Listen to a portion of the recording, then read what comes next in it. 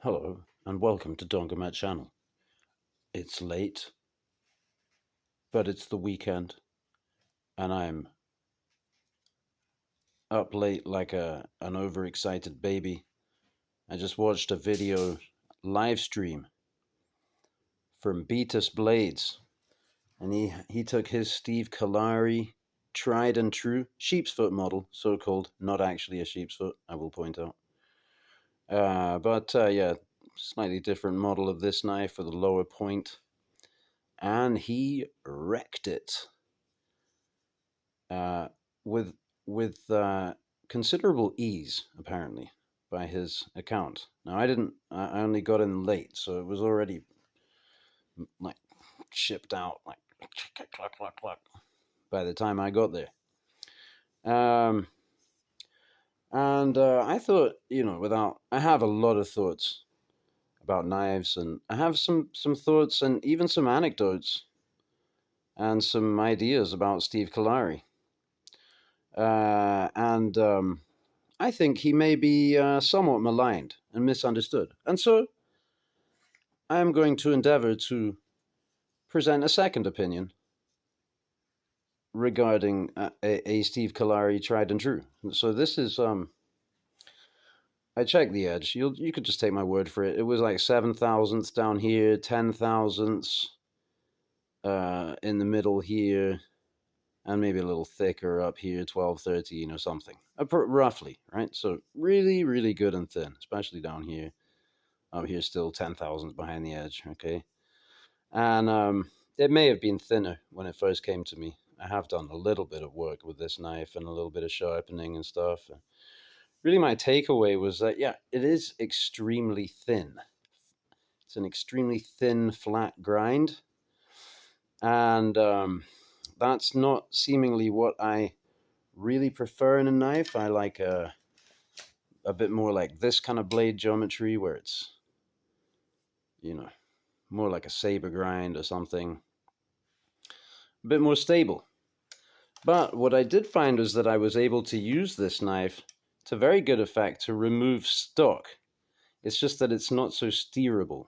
Or from the outset it wasn't, because to be more steerable you need more thickness and more of a convex edge. Now the more I use it and wear it out and sharpen it, the thicker it'll get and the more I'll convex the edge. So I took this piece of apple wood, semi-seasoned. It's pretty seasoned. Looks damp there, but I think in here it's pretty dry. Smells great. Yeah. This is an interesting fork that I cut, and this was the thick part, so I just cut that off with a saw quickly and split it with a tomahawk. So I have these two pieces, 2 spoons I can make. So let's see if I can make a couple of spoons with this knife. Now I'm not gonna do everything right now, but this one has this knot on it, so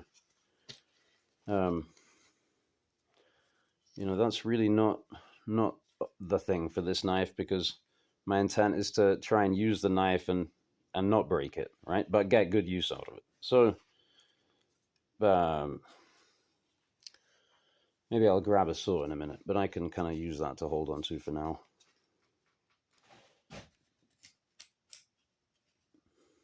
Let's see. I'm gonna do it. Okay. Yeah. You know what? I'm gonna cut that thing off first. It's in the way.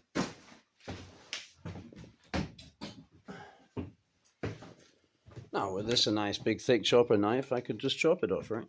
But it's not.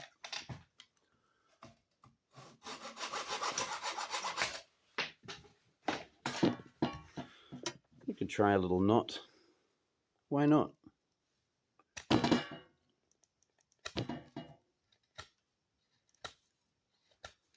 I forget the Janka hardness, but applewood is pretty hard. It's harder than red oak. See, it just slides through that knot. It's so thin.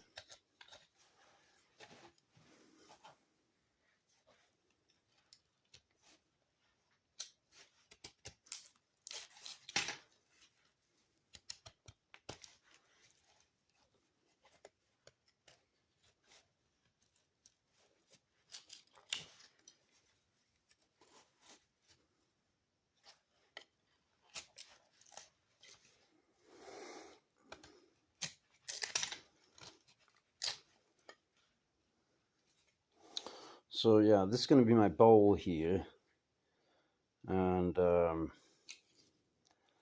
so I'm gonna have to.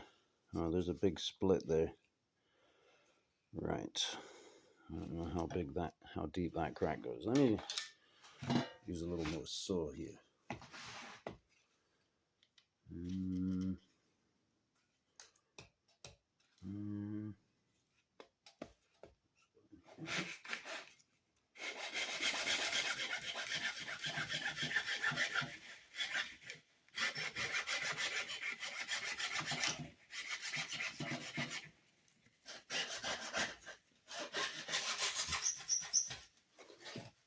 Oh, I did resharpen with a blue rod, and the knife is pretty sharp.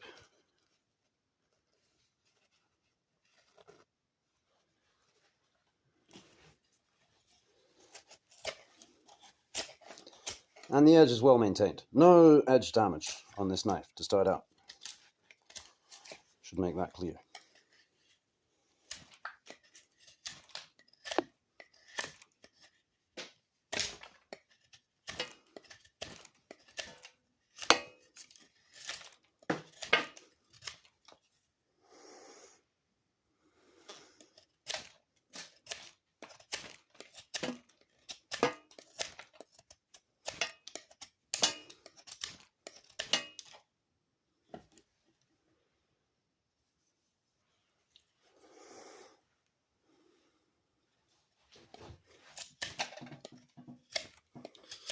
That knot again.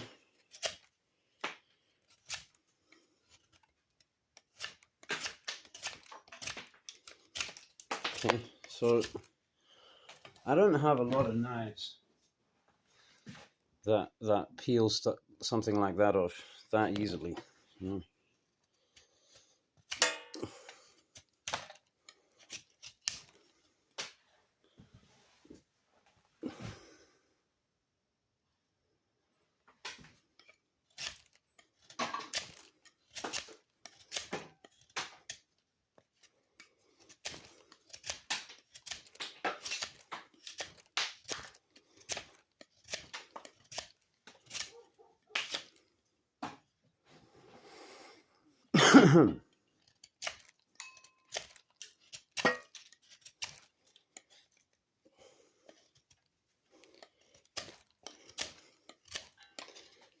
See, this is the steerability thing that I mean, like, yes, if I try and torque this back out now, I'm quite likely to do some damage to the knife. Maybe not if I do it once, but if I do it repeatedly.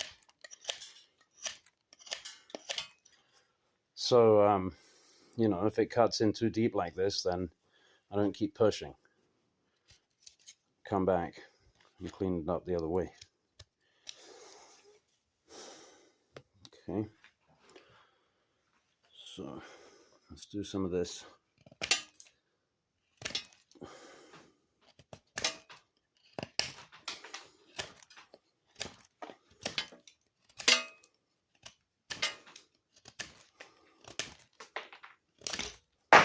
Oops. Something weird going on there. Well, it's a test. We won't worry too much about it.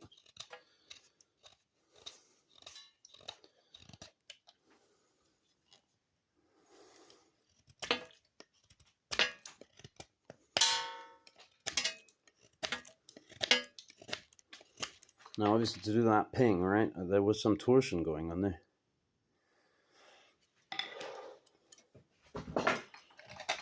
A little puffed.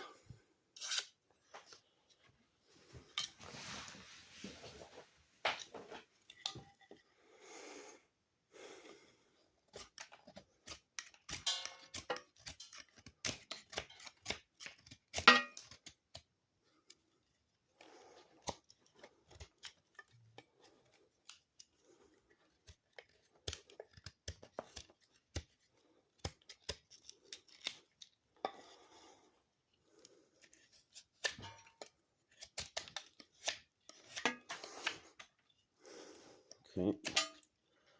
just over 10 minutes in. I got to keep this to below 25.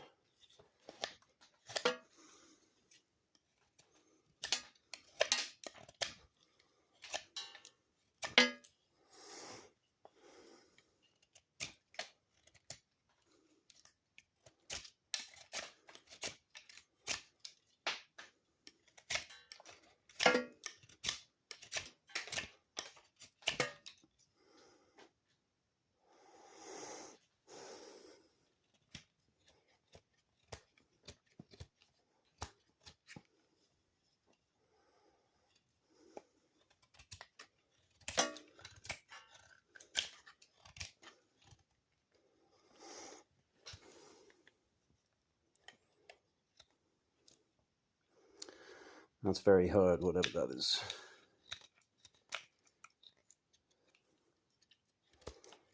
So of course you always get more steerability at the point, but what? But nothing. That's how to do it. If I want more steerability, use the tip. More cutability, go in at the 7/1000 BTE and then wedge out. Just cut clean through that. Okay. The edge is very stable when you put pressure on it this way, because it's backed up all that way. Yeah, not a prying tool.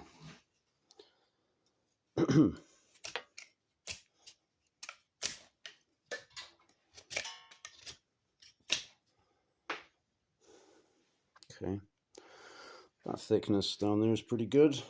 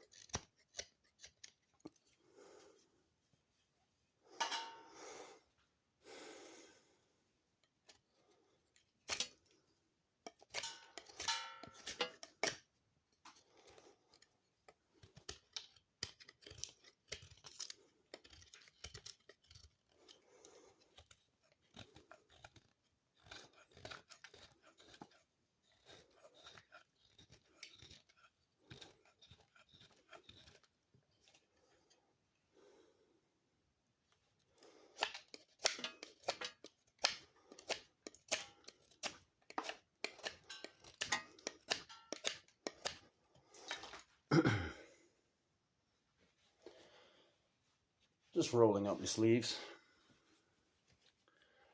15 minutes in. How's our spoon looking? Pretty rough. A bit long in the bowl. And it's going to get quite slender. It's going to be not a very large spoon, but plenty of whittling.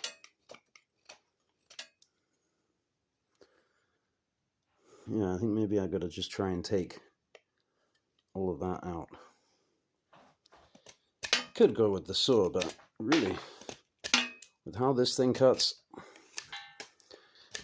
6 of one, half a dozen of the other. Ooh. Yeah, okay.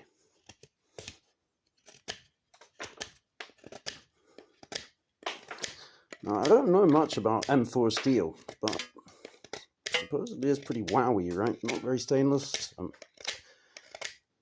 And I think we're running at like 66 HRC. So, yeah, one would expect pretty good edge retention because this is not a very abrasive medium. Then again, it's a hard wood. So one would expect edge fatigue to manifest sooner or later. It's kind of going there. What have I got to sharpen with? Blue rods next door. Something closer. In the sharpen drawer. Here we go. How about an extremely well-worn Spyderco low grit triangle yellow file and this Lansky ceramic rod. Always before I make an intervention, I like to check the grind to see how good it is. And this grind, I could take off more here than there. Consistent with a right-handed grinder. Or a left-handed grinder who's compensating.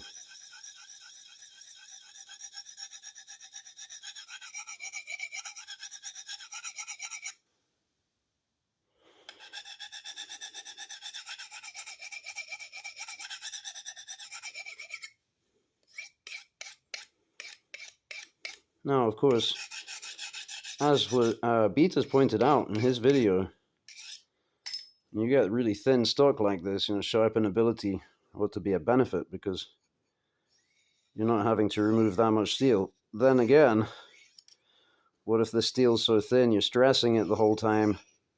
You're stressing way deep back behind, like let's say you get a second-hand Steve Kalari knife. You don't know what's been done with it. Maybe it was used for some extreme cutting performance, like get pushed through a phone book or whatever. You're putting a lot of pressure here, and all of that is transmitting behind the edge. And so now maybe your steel is somewhat compromised, mechanically compromised, possibly running quite deep into the grind. Yeah, I definitely have thickened this out a bit. Yeah, you can just see the flex with the nail, which with that hardness of steel, seems to stand for something. It still is very thin, but yeah, most knives, I'm thinning them out. I'm spending hours thinning them out. This, you could maybe take 15 minutes and thicken it up if you need it thicker. Get yourself a 200 grit diamond block from Gordon brand, Harbor Freight, and Bob's your uncle. Try that again. Yeah, that was good. Piece of notebook paper.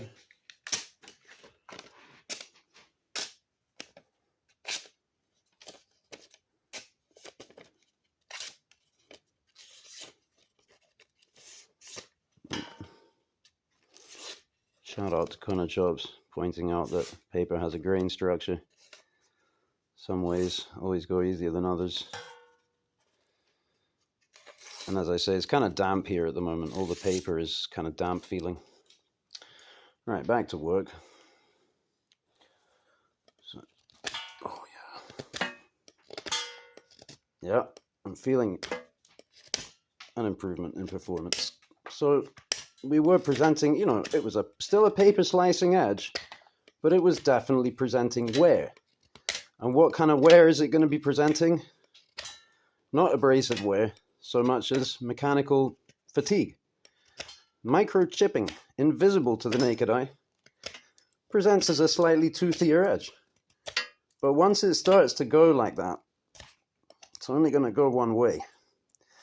And it's not a gradual, subtle effect, as you would get with a softer steel.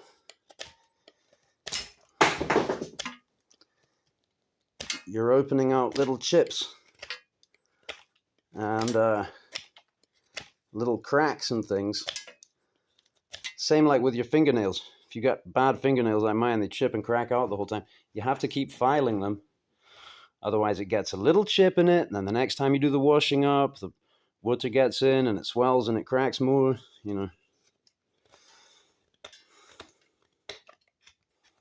Because water is wet.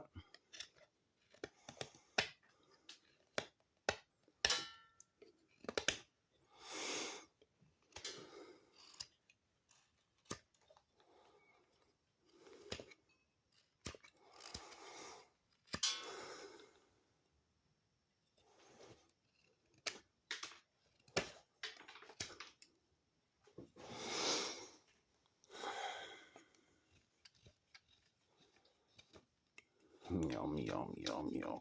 I like whittling.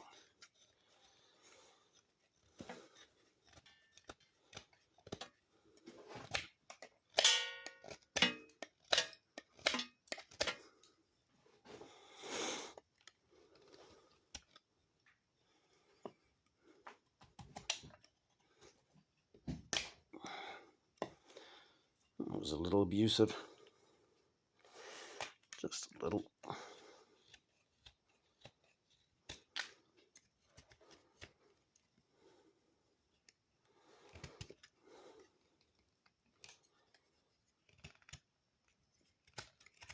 Oh, am I being a snake right now, by the way?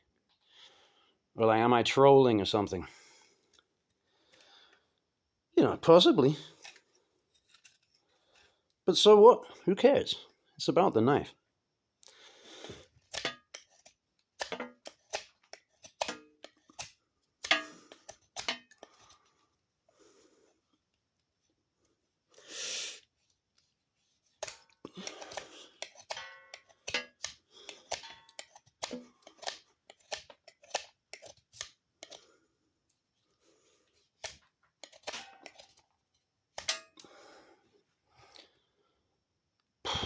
Well, this video is nearly coming to an end. But, of course, you know, I've got to carve these bits and more.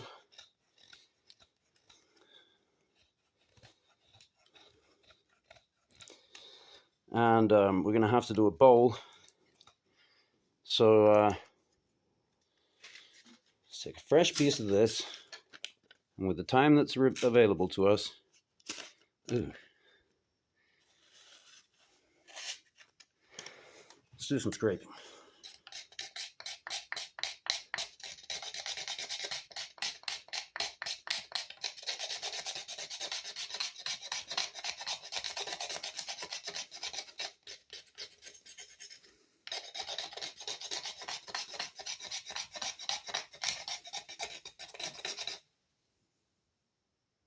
Yeah, it's warming up.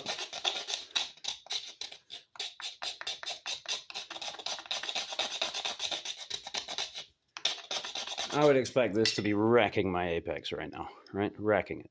Because it's a very hard steel. And I am just scraping it side to side, yeah.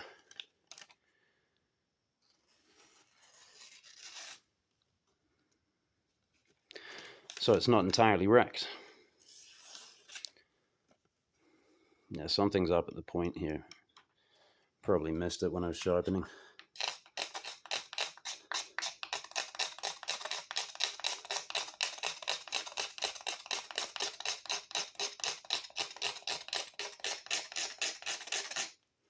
Let me scrape with this part here, the thin part as well. Here's the whole thing.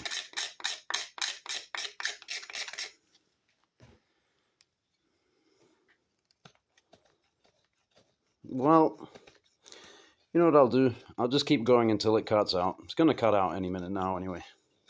thanks everyone for watching. I had fun. I'm having fun. I'll be having fun. Carving this spoon some more tomorrow, Sunday, with this knife.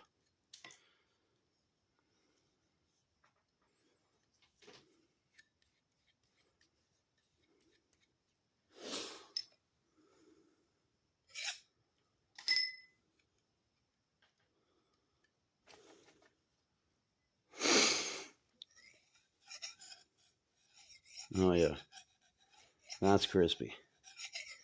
That's crinkly. That's nasty. That's fatigued.